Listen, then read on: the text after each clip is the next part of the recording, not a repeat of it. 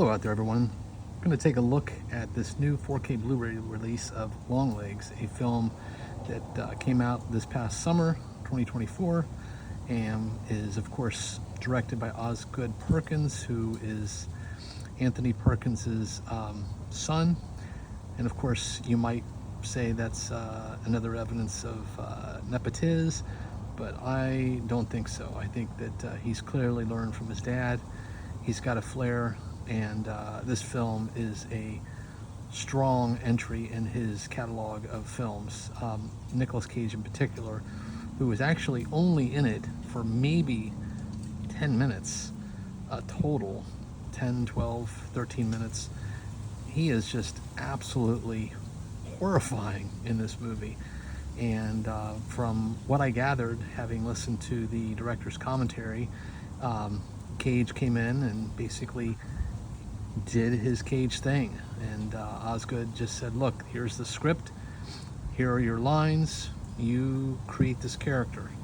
And it's up to you how you choose to, choose his cadence, his body mannerisms, his voice, everything about him was basically a reflection of Cage's kabuki theater style of acting that I know some people don't like it, but I personally think there's no one out there that does a better job at just going batshit crazy in the lab and coming up with these just terrific, indelible performances.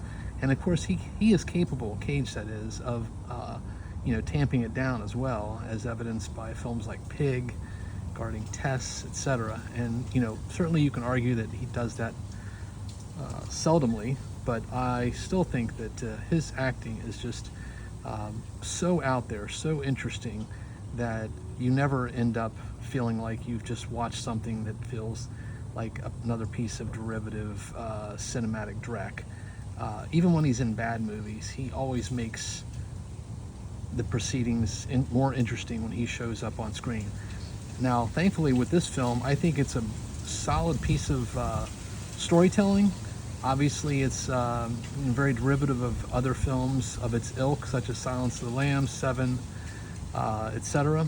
But I think that it does so in a way that still feels fresh. The cinematography is just, par excellence. I mean, the framing of every shot is just perfect.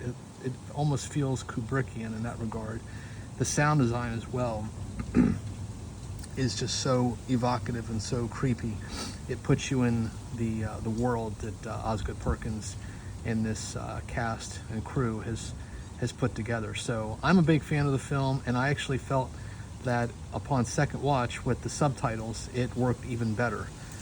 It's funny, the older I get, the more I really enjoy having the subtitles, because there's always some bit of dialogue I didn't quite pick up, and I just think that this second watch was even better and more creepy, and it really showcased just what a performance Cage gave.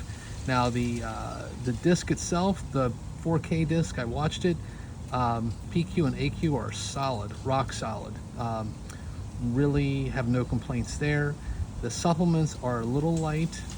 Like I said, it does have a director's commentary by Osgood Perkins, and I did listen to quite a bit of it. And I think he has some interesting things to say about the creative process and sort of the decisions that he made along the way, and really likes to, attribute whatever alchemy he was able to create to his colleagues. I think he's very generous in that way, and I have a lot of respect for him in that regard. I feel like that's really what happens when you make a film. It's not just one person, it's everybody coming together and doing, hopefully, their best work to create something special. And I think that this is definitely one of those films that deserves to be on a shelf, especially if you are a Nicolas Cage fan, or a fan of this genre, which is, horror, thriller, suspense, with a little bit of, demonic, aspects to it as well. So it's even got a little Rosemary's Baby in it. But again, I would just say that if you've not seen this film, definitely do yourself a favor and check it out. This 4K release is solid. with some light supplements. There are a few interviews, sadly nothing with Nicolas Cage, but it has definitely a sort of EPK standard flair about it with the supplements. The only exception, of course, being the director's commentary, which, like I said, was actually quite interesting. And it has a slipcase, and then it has the Blu-ray and the 4K disc. So, but no disc guards, sadly, just the red and black, which are fine. But you know, I would have perhaps liked something a little more interesting. There's no reversible cover art. So I suspect at some point this is going to get a proper release from Screen Factory or Arrow Video. But until then, I would say this is definitely a solid enough effort by the studio to put this together. And like I said, I'm glad that it's on my shelf. I suspect this is going to be a movie I'm going to revisit every couple of years. So on that note, please do take care out there, everyone. Stay safe, be kind, and by all means, keep watching good cinema.